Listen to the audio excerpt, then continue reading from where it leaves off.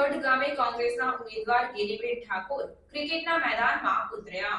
કોંગ્રેસના ઉમેદવાર ગેનીબેન ઠાકોર અને પાટણના ધારાસભ્ય કિરીટ પટેલ બેટ લઈને મેદાનમાં ઉતર્યા। ગઢ ગામે 16 ગામ લેઉવા પાટીદાર સમાજની નાઇટ ક્રિકેટ ટુર્નામેન્ટનું લોકાર્પણ કાર્યક્રમ દરમિયાન તેઓ ઉપસ્થિત રહ્યા હતા। ત્યારે આ મેચ રમો એ ખેલદિલીપૂર્વક રમજો અને ભાજપને સંદેશો પણ મોકલાવજો કે તમે ચૂંટણી પણ ખેલદિલીપૂર્વક લડજો, લોકશાહીનું ગળું ન દાબતા, તેમ ગેનીબેને જણાવ્યું। તો સાથે જ ગેનીબેને શંકર ચૌધરીનું નામ લીધા વિના નિશાન પણ સાધ્યું હતું।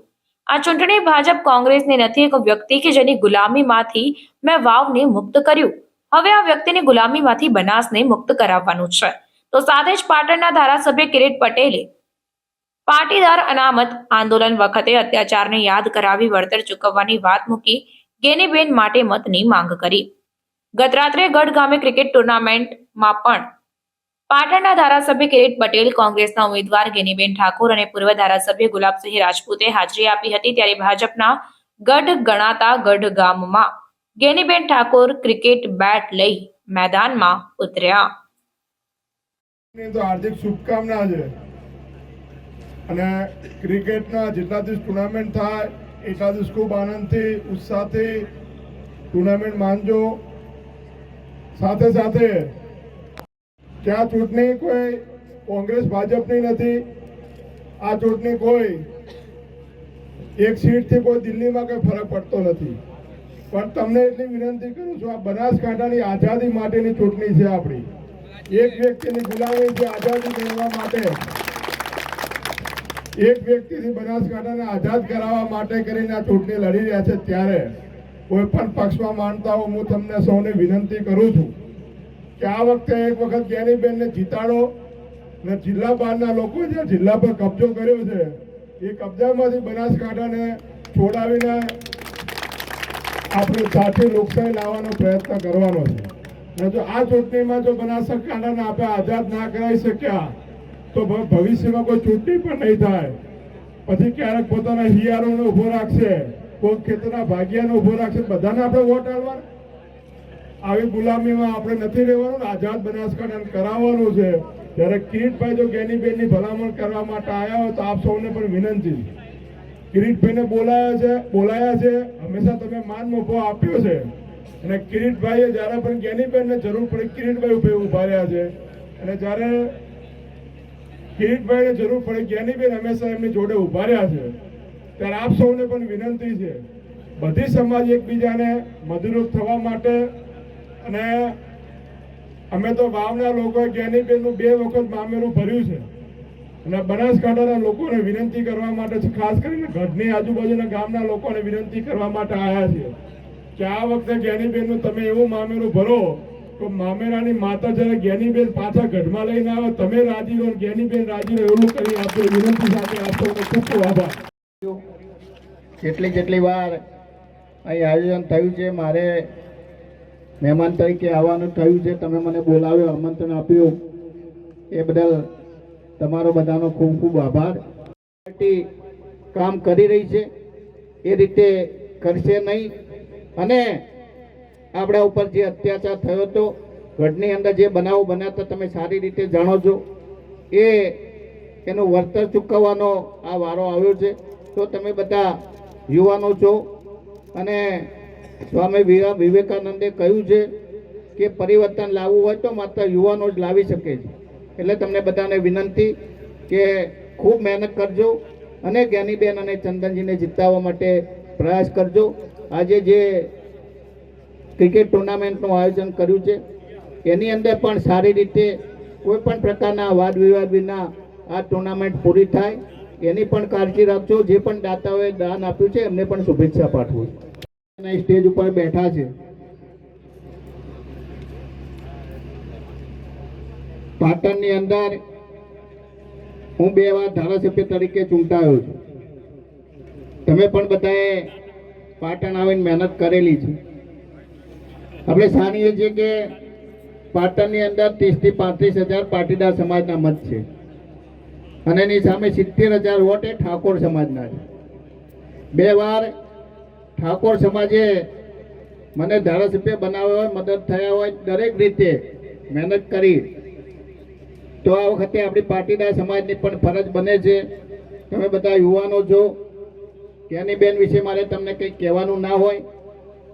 બંને સુરગામ સમાજે બંને પાટણ અને બનાસકાંઠા બંને સીટો સાથે સંકળાયેલો છે. 9 ગામ એ પાટણ લોકસભામાં આવે છે, બાકીના બનાસકાંઠાની લોકસભામાં આવે છે. એટલે તમને બધાને વિનંતી કે ભારતીય સંસ્કૃતિની અંદર આપણે કંઈક લીધું હોય ઋણ તો એ ચૂકવવું પડે છે. અને પાટીદાર સમાજ એ હંમેશા પાણીદાર સમાજ છે, એ કોઈનું ઉછીનું રાખતો નથી. એટલે તમને બધાને વિનંતી કે ખૂબ મહેનત કરજો અને જ્ઞાનીબેન જેવા પ્રતિનિધિ જો બનાસકાંઠાને મળશે તો આ વિસ્તારનો વિકાસ થશે. ગમે ત્યારે પણ તમે જરૂર પડે જે રીતે મને ફોન કરી અને મારી જોડે વાત કરી શકો છો, મને મળી શકો છો. એ રીતે હું ખાતરી આપું છું કે પાટણની અંદર ચંદનજી હોય કે અહીં જ્ઞાનીબેન હોય, જ્યારે પણ તમને જરૂર પડશે ત્યારે ચોક્કસ મદદરૂપ થશે.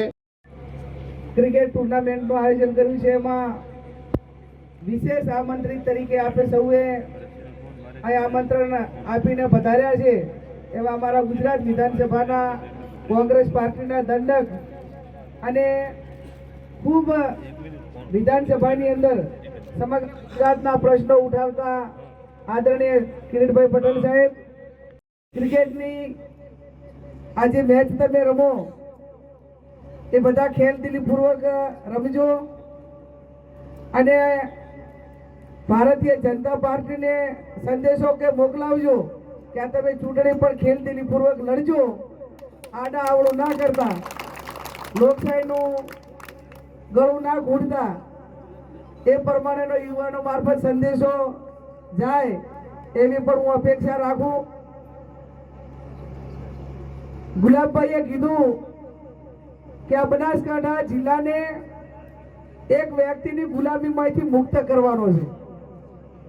ત્યારે આપ સૌને મારી બે હાથ જોડીને વિનંતી, તમે બધા યુવાનો છો કે મેં વાવ વિધાનસભાને તો ગુલામીમાંથી મુક્ત કર્યું, પણ હવે તમારા બધાના આશીર્વાદ હોય અને તમે બધા મહેનત મજૂરી કરશો તો હું તો ધારાસભ્ય હતી અને ધારાસભ્ય તરીકે હજી મારી 2027માં ટર્મ પૂરી થાય છે.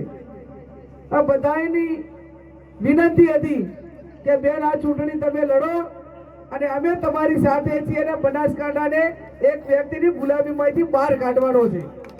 ત્યારે આપ સૌને મારી બે હાથ જોડીને વિનંતી છે કે તમે જે પક્ષને માનતા હો, જે વિચારધારાને માનતા હો, અને એટલા માટે હું કહું છું કે આ ભાજપ કોંગ્રેસની ચૂંટણી નથી. જો ભાજપ કોંગ્રેસની ચૂંટણી હોત તો જેને ડમીને ટિકિટ આપી છે, ડમી ઉમેદવાર, એ 1 રૂપિયાના પણ ભાજપના સભ્ય નથી. એમને વિચારધારા સાથે પણ કાંઈ લેવા દેવા નથી. ત્યારે આ ચૂંટણી માત્ર એક વ્યક્તિની છે અને એ વ્યક્તિ એ સત્તાનું કેન્દ્ર બધું એક ઠેકાણે ન થાય. ડેરી હોય, બેંક હોય, હવે સંસદ હોય, ત્યારે બધું જ એક ઠેકાણે હોય. ત્યારે લોકો કામ કરવા માટે એ સત્તાનું વિકેન્દ્રીકરણ હોય તો જ થાય, બાકી એક ઠેકાણે બધો જ પાવર હોય તો એ લોકશાહીની અંદર લોકોને અન્યાય થાય. ત્યારે આપ સૌને મારી બે હાથ જોડીને વિનંતી કે આપ સૌ 7મી તારીખે તમારી બેનને, તમારી દીકરીને, અને જો તમે બધા જ એક સૂત્ર આપ્યું હોય કે બનાસની બેન ગેનીબેન, બનાસની બેન ગેનીબેન એટલા માટે ત્યારે જ સાર્થક થાય કે જે માટે કરીને તમે બધે મને સાથ સહકાર આપ્યો છે અને જે આશા અપેક્ષા સાથે મેં ઉમેદવારી કરી છે એ માત્ર આપ સૌનો સહકાર મળશે તો 100% આ બાબતમાં બનાસકાંઠાની જનતાને આવનાર સમયની અંદર જે રાહત મળવાની છે એ સૌથી મોટી રાહત કે બનાસકાંઠાને આ ગુલામીમાંથી છોડાવો અને એના માટે કરીને ખભે ખભો મિલાવી આપ સૌ 7મી તારીખે વોટ આપી વિજય બનાવશો. ફરી તમામ ખેલાડીઓને